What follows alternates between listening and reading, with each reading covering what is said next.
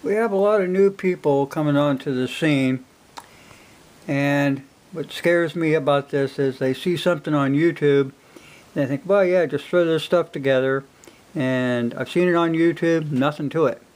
Instead of going out and buying a book, so they got some kind of reference on where to begin. Now, this is the Lyman Cast Bullet Handbook. I bought that in the mid-70s.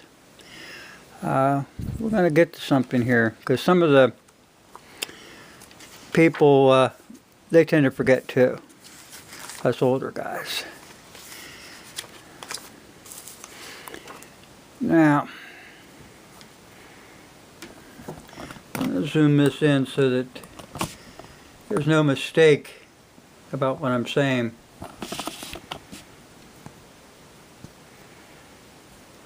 So whatever bullet metal you're using, like number 2, wheel weights, linotype, metal preparation is essentially the same.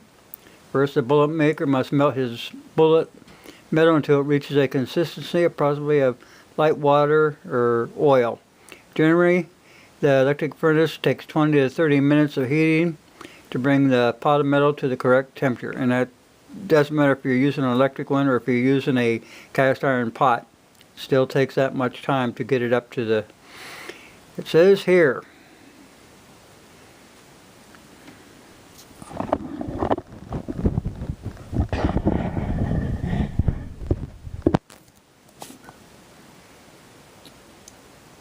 once the metal has reached a proper temperature, a gray scum will appear on the surface. I'm going to get this down lower. I don't want you guys goofing this up. This is the important part.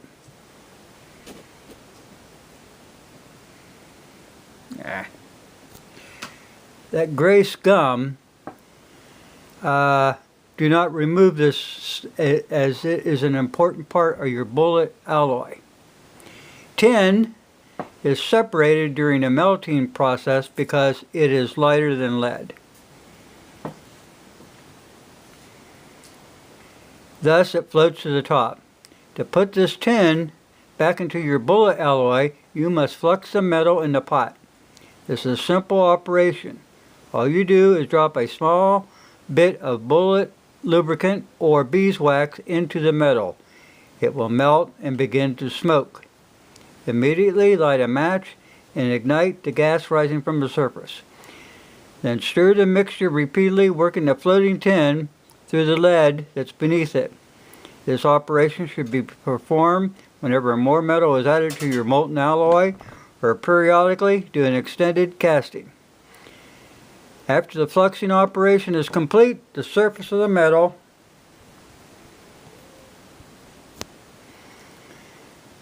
is complete. The surface of the metal will appear mirror-like, maybe with a few black or brown impurities. These impurities may now be removed with your lead dipper or spoon or whatever and discarded, as they will only make casting more difficult.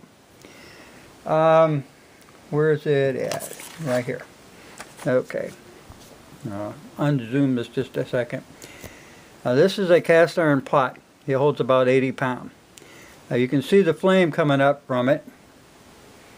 That's because there was beeswax or something thrown into it and then lit. And then you stir that stuff up. Off to the right here you'll see some lead, but it's lead pipe. And it's about 99% pure lead. That's what I use for muzzleloader. And this here is just a pot, and this over here is an empty tin can that I use to put junk in. You know, when you have wheel weights, you get a lot of clips. And that's what the clips look like after you yank them out of the pot, after it's fluxed. And let's see, what else do I do here? This is some of the stuff you want to watch out for. You'll have wheel weights, you know, the clip-on wheel weights, and they'll have a ZN. See the ZN?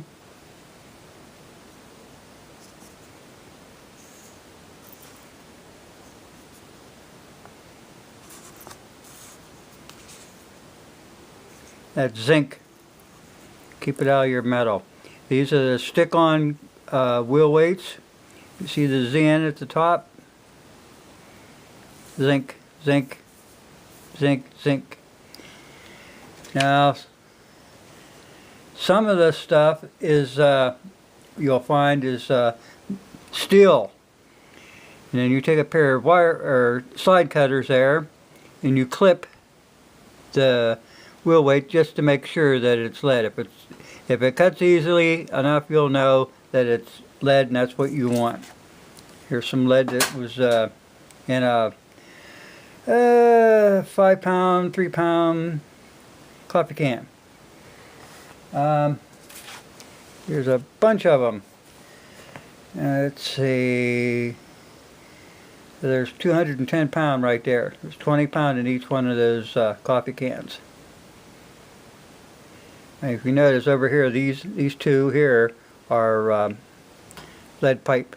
The rest of the stuff is wheel weights. And you got to sort this stuff. This is what the pipe looks like, a little bit closer. That was in a can. We got one more thing to go back here, and then we'll get on to something else. But I wanted you to know how to flux that stuff. That's very important. And I got the different kinds of metals here. Lead alone is not suitable for making bullets except when black powder is to be used. For one reason, it's too soft to resist properly the thrust against the rifling. Also, bases of the lead bullets are easily damaged in handling, and lead seems to have a nasty habit of rubbing off in streaks on the rifling, which destroys the accuracy of the barrel until it's removed.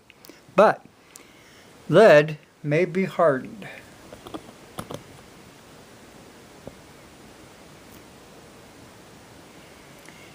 Lead may be hardened by the addition of tin. People will tell you that tin doesn't make it harder. It's only for filling out the mold better. And well, that part is right, but it does make it harder. Bullets made of a lead-tin alloy will take the rifling well when used with suitable powder charges. Tin, which melts at about 400 Fahrenheit, and the lead, which melts at 600, mix well. Lead-tin alloys have a characteristic to commend them to the reloader. They are easily melted over a kitchen stove, flow easily, and are less apt to cause leading in the barrel. Do not use too much tin. Only about a maximum of 10% will alloy with the lead. Too much tin encourages leading in rifle that tends to lead. Antimony, okay, so on and so forth. Now we're going to go down here to your different types of lead. You got alloys made from scrap, then you got block tin, block lead, right here. You can purchase it at plumbing shops, so on and so forth. Block tin is a name given to commercial grade of tin, which not pure, but is enough traces of other metals not to amount to anything from a standpoint of making bullets. Antimony almost contains some impurities, but not enough to concern us. It can be ignored. Lead pipe, right there.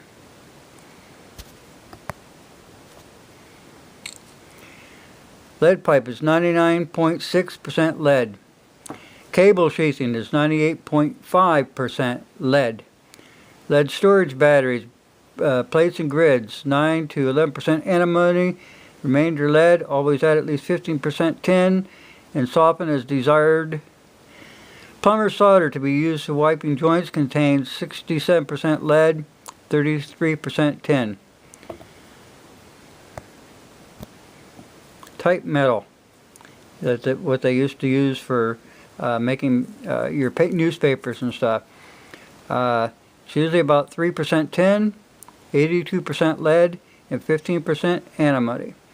Type metal of this composition makes a pretty good alloy for hard bullets, just as it is. Now let's go down here to wheel weights.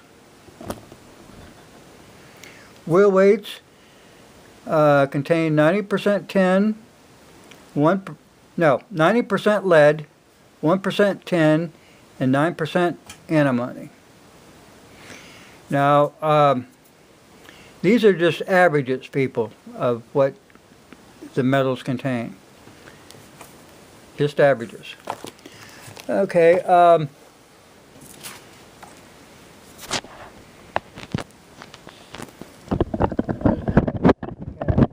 those are all wheel weights, and they were all sent out to people because most of the stuff I use is just the soft stuff for the muzzle loaders. There's some molds and some handles, and back here is a little pot that holds 10 pounds of lead. This is some hardball lead that I sent away and got a long time ago. I mixed that with all the other stuff and sent it out. There's some different ingot molds. Your Lyman, RCBS, Seiko, and Lee. These here, those are the Lyman. They're 1 pound. Okay, those are 1 pound. These here are 5 pound each. You can hear when you lay it down. They're stamped the WW so that I know that it's wheel weights, just like that one there is. Those are 5 pound. I hope this helps the new guys. Get yourself a book. Do not rely on YouTube to give you all the information. It's like, it'd be like if you wanted to start reloading, you figure, well, I'll just go out and get a set of dies and a press and screw the dies in, and I'm good to go. You've got to know how to adjust them. You've got to know. And every one of those dies comes with a piece of paper, and it tells you how to adjust them. Read the manuals. Read your reloading manuals. If you don't have reloading manuals, go get some. That's something else to bring up. I tend to go to a lot of flea markets and garage sales and stuff. You have a hard time trying to find any reloading books because, like the people tell me, they said as soon as we get them, they're gone. People buy them up. That's how important they are. It goes quick. So just keep that stuff in mind, and I hope this helps, guys. Thanks for watching.